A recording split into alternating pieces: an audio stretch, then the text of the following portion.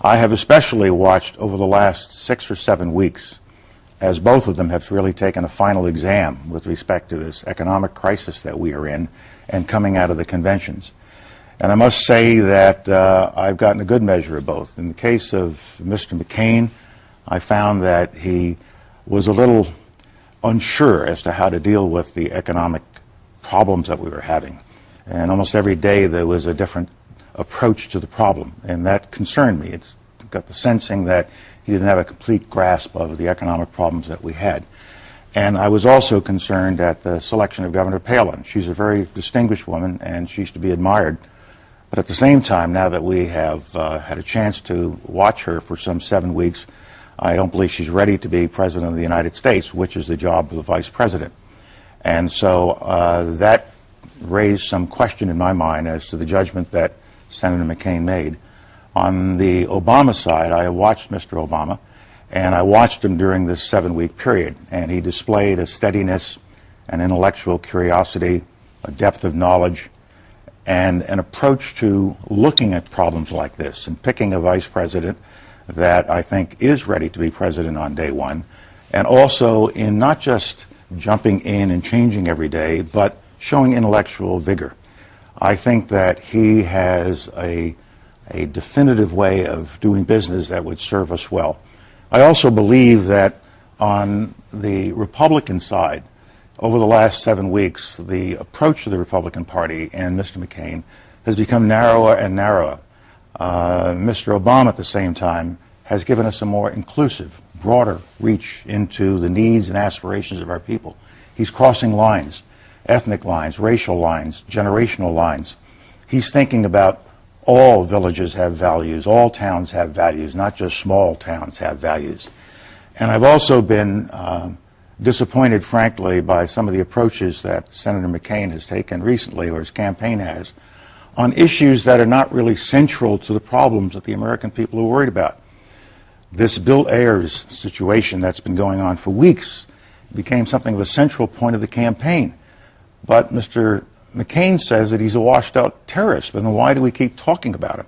And why do we have these robocalls going on around the country trying to suggest that because of this very, very limited relationship that Senator Obama has had with Mr. Ayers, somehow Mr. Obama is tainted? What they're trying to connect him to is some kind of terrorist feelings, and I think that's inappropriate. Now, I understand what politics is all about. I know how you can go after one another, and that's good. But I think this goes too far, and I think it has made the McCain campaign look a little narrow. It's not what the American people are looking for. And I look at these kinds of approaches to the campaign, and they trouble me. And the party has moved even further to the right, and Governor Palin has indicated a further rightward shift. I would have difficulty with 2 more conservative appointments to the Supreme Court, but that's what we'd be looking at in a McCain administration. I'm also troubled by not what Senator McCain says, but what members of the party say. And it is permitted to be said such things as, well, you know that Mr. Obama is a Muslim. Well, the correct answer is he is not a Muslim. He's a Christian. He's always been a Christian. But the really right answer is, what if he is? Is there something wrong with being a Muslim in this country? The answer is no. That's not America. Is there something wrong with some 70-year-old Muslim American kid believing that he or she could be president? Yet I have heard senior members of my own party drop this suggestion. He's a Muslim and he might be associated with terrorists. This is not the way we should be doing it in America. I feel strongly about this particular point because of a picture I saw in a magazine. It was a photo essay about troops who were serving in Iraq and Afghanistan. And one picture at the tail end of this photo essay was of a mother in Arlington Cemetery. And she had her head on the headstone of her son's grave. And as the picture focused in, you could see the writing on the headstone. And it gave his awards, Purple Heart, Bronze Star, showed that he died in Iraq, gave his date of birth, his date of death. He was 20 years old. And then at the very top of the headstone, it didn't have a Christian cross. It didn't have a Star of David. It had a crescent and a star of the Islamic faith. And his name was Kareem Rashad Sultan Khan. And he was an American. He was born in New Jersey. He was 14 years old at the time of 9/11. And he waited until he can go serve his country, and he gave his life. Now, we have got to stop polarizing ourselves in this way. And John McCain is as non-discriminatory as anyone I know. But I'm troubled about the fact that within the party, we have these kinds of expressions.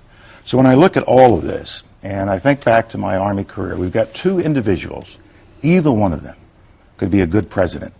But which is the president that we need now? Which is the individual that serves the needs of the nation for the next period of time?